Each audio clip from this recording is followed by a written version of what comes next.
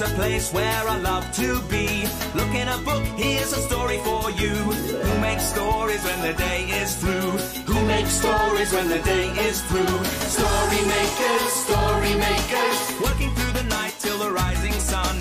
Story makers, stories are fabulous, stories are fun. Rossetti Wordsworth. Jelly and Jackson. Working through the night till the rising sun. Story makers, stories are fabulous, stories are fun. Come and be a story maker. Oh, look at the time, everyone. It's time to go home. Let's put the books away. Okay. All right, Aisha. Come on, Kai. That's it.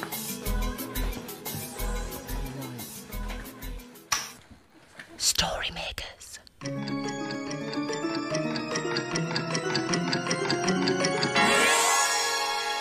Story makers.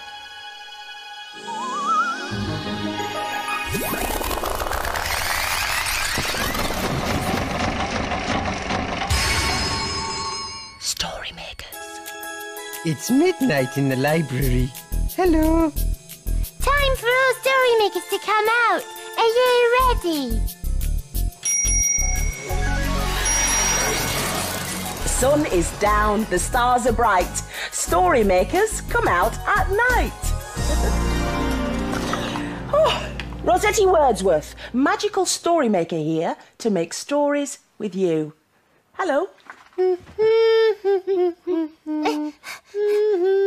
What's he reading, Jackson? Oh, hello, Jelly. Hello. I saw the children reading this earlier. It looked rather interesting. Cows? Yes, that's right. I was hoping to find Blue Cow. Oh, well, is he in there? Jelly, Jackson. Oh, hello, Rossetti. You're just the people I need. Oh, what for, Rossetti? Well, I need a good idea for Mike. Mike? Mike? Who's Mike, Rossetti? Mike? Yes. Well, you don't know? No. Mike is my bike, and I need to dress him up for the fancy dress parade. Oh, dressing up. What are you going to dress Mike up as, Rossetti? Exactly, Jackson. I need an idea. What can I turn him into? A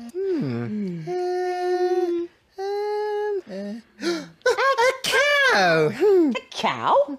How a cow exactly? Well, Mike looks a bit like a cow. Well, I mean, he's got those horn things on the front. Oh, yes, I see. Yes. Oh, we could put his face here. Oh, brilliant. Yes, and you could put a tail on the back. Rossetti! What? We could make Mike into Blue Cow! Oh, perfect. Oh, let's get started. What do we need? Some cardboard. Oh, right. Cardboard Yes, and rope. and rope. Tissue. Bless you. Thank you. Oh, no, I meant tissue. Tissue. Oh, yes, I see. Oh, sorry, here we are. No, not that sort of tissue. I meant the tissue the children use to make pretty things. Oh, you mean this sort of tissue? Yes, that's so. Here we are. Now, let's get started. Let's sort all this stuff out. Oh, well, while you're sorting all this stuff out, can we go and make a story? Oh, yes, I would love a dressing up story. Good idea, Jellybean. It'll get us in the mood. We could use this tissue. Bless you. Thank you. Hello, story machine. Please, could we have a dressing up story? Yes, a story with a ghost in it, because look, this looks like ghost's clothes. Yes. Ghost. And will you help us? Oh, yes, we need lots of imagination to make the machine work. Yes, join in with the magic words. Imagine. Imagine. Imagine a story. Oh, it's coming, Jelly, look. Oh, it's a Sniff and Wag story. And it's called The Fairy Dog Mother. Sniff and Wag are friends. When the day ends and the sky grows dark, they sneak into the park through a hole in the fence. The two friends are out for a stroll one night when something flappy and white gives them a bit of a fright. Oh, help! There's a ghost in the park and it's spooky and swoopy, yaps Wag.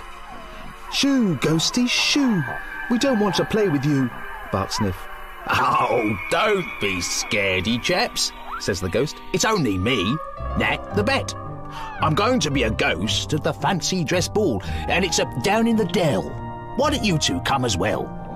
But Sniff and Wag haven't anything to wear.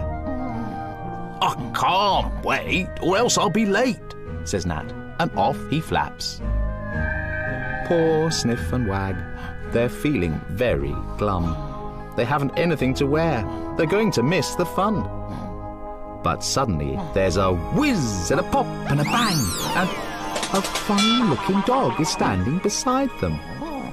Hello? Who are you? Barks Sniff. I am your fairy dog mother, and I'm here to make all your wishes come true, the fairy dog mother woofs. Bow, wow, wow! What a bit of luck! Now the little friends will be able to dress up. Abracadabra, yup, yup, woof! She waves her magic wand and... Look! A pirate Sniff and a fairy Wag. Oh, thank you, they bark. The three funny-looking dogs trot across the park to the party in the dell, where there's music and dancing, and tasty treats as well. They do the okey-cokey round the old oak tree, and they dance until they feel quite sleepy. Come on, little Wag, it's time to go, barks Sniff. Thank you for our costumes. Can we wear them home? Of course you can, my sweeties, says the fairy dog mother. Goodbye. You're a wonderful pirate, Sniff, yaps Wag. What do you think of me? You're the fairiest fairy I ever did see, barks Sniff. Good night. Sleep tight, my little friends. Tomorrow we will play again.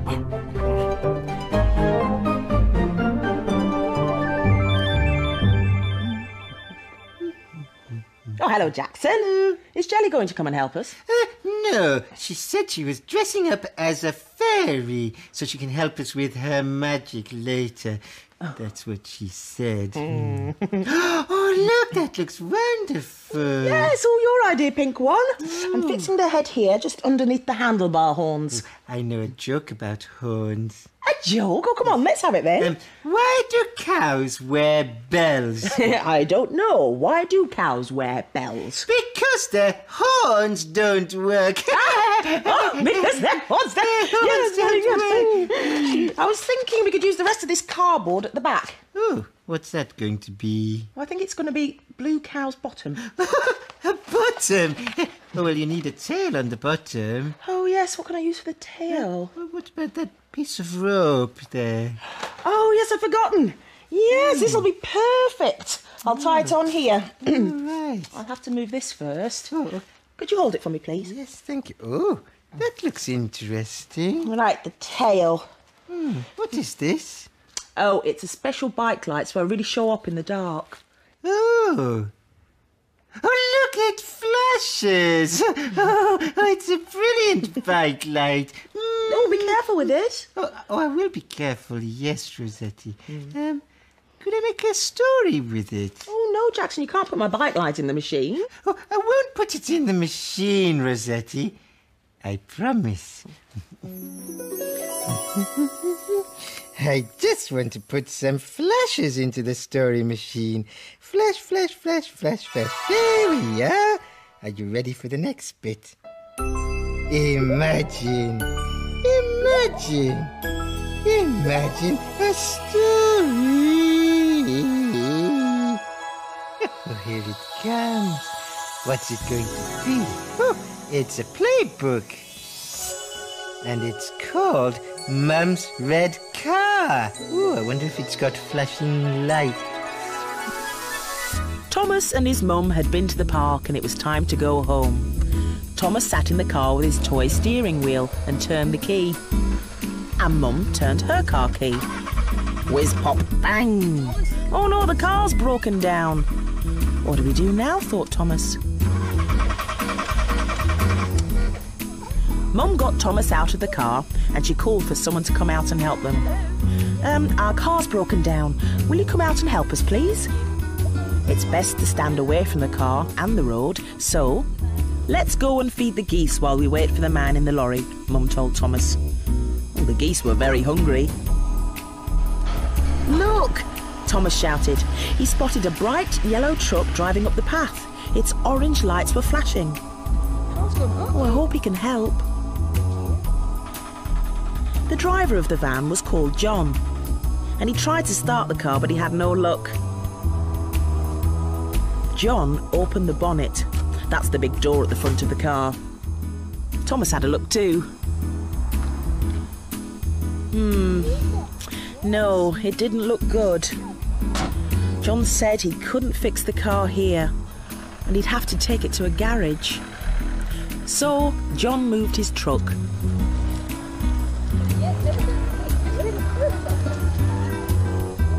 Thomas and his mum jumped inside.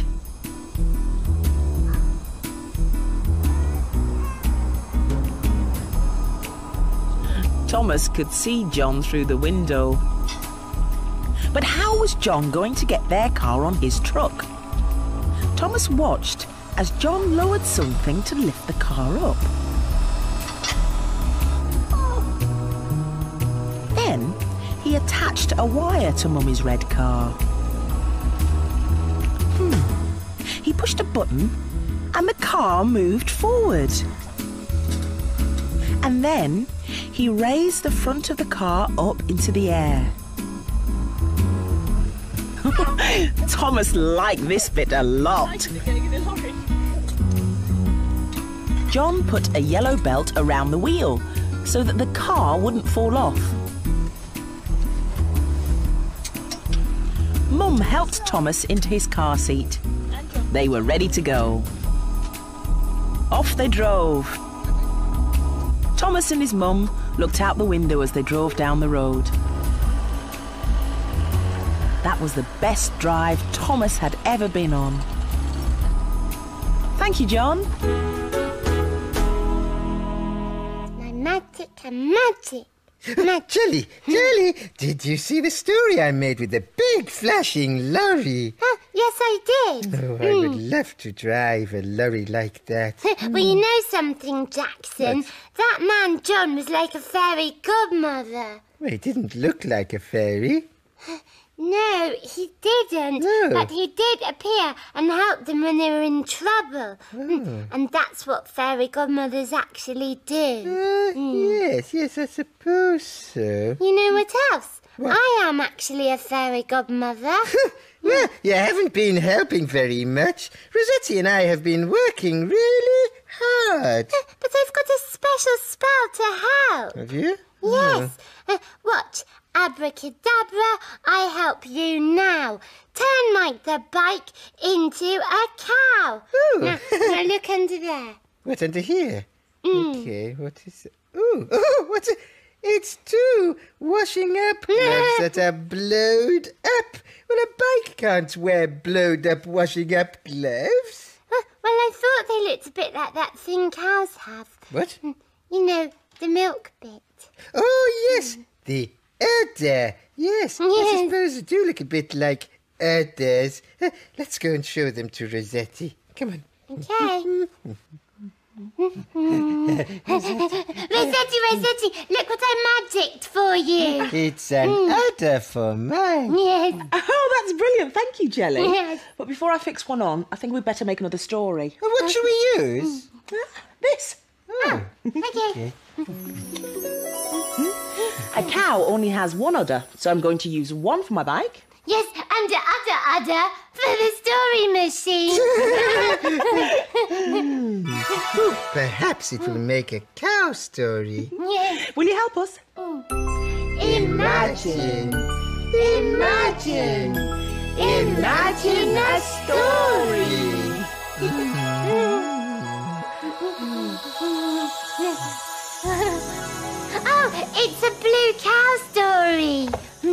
It's called Bubbly Blue Cow.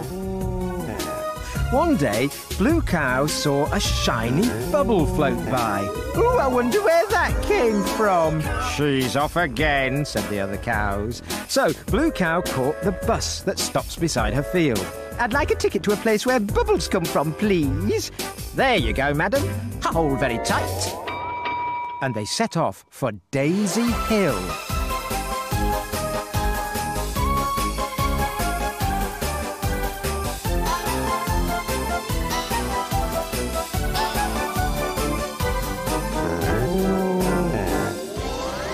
And then they arrived. Blue Cow was standing next to a grassy bank. On top of it stood a man in a coat of coloured patches. He had a large coloured bucket beside him and he was stirring it with a strange stick. Some children were watching him. "Excuse me," said Blue Cow, "is this where bubbles come from?" "Yes, it is," said a girl called Ada May. "This is Barnaby the bubble maker. He makes the most amazing bubbles," said a boy called Braden. "Look." Barnaby the bubble maker pulled the stick out of the bucket. It looked a bit like a lollipop. Then he blew gently into it and a bubble began to grow and grow and grow until it was the most enormous bubble that floated away over the hill. "Moo!" gasped Blue Cow, clapping with the children. Would somebody bring me a daisy? Said Barnaby. Ada May rushed over with a daisy she'd picked. Barnaby blew a bubble round it and the daisy floated away inside the bubble. Everyone clapped again. Then Barnaby the bubble maker asked for a volunteer. The children pushed Blue Cow forward. Barnaby took his lollipop stick from the bucket and started to blow and blow and blow until the most enormous bubble surrounded Blue Cow. And before she knew it, she was floating up into the sky inside a bubble. The children cheered below. "Moo, I'm flying," said Blue Cow. "This is fantastic, flying in a bubble. I wonder where I'm going." But before she had a chance to find out, the bubble popped. Blue Cow came tumbling back to earth and landed beside Barnaby and the children. Ada May and Braden rushed over to give her a hug. "That was brilliant, Blue Cow." "Moo, I think that was the most unusual way I've ever travelled. Perhaps I'll stick to the bus from now on." Oh, I would love to ride in a bubble, wouldn't you? Yes, but I think I would still rather ride in a flashing lorry more. Or how about a ride on Blue Cow? It's finished. Yeah, oh, it's brilliant, Rossetti. Oh, thanks for helping. But I think it's time to go. Oh, yes, look. It's getting light. Come on, Jelly. Yes, my sweets. Dawn is upon us. The morning is nigh. We've made our Blue Cow, and we bid you goodbye. Story makers, working through the night till the rising sun. Story makers, Goodbye for now. Come back and see us soon. Come and make some more stories soon.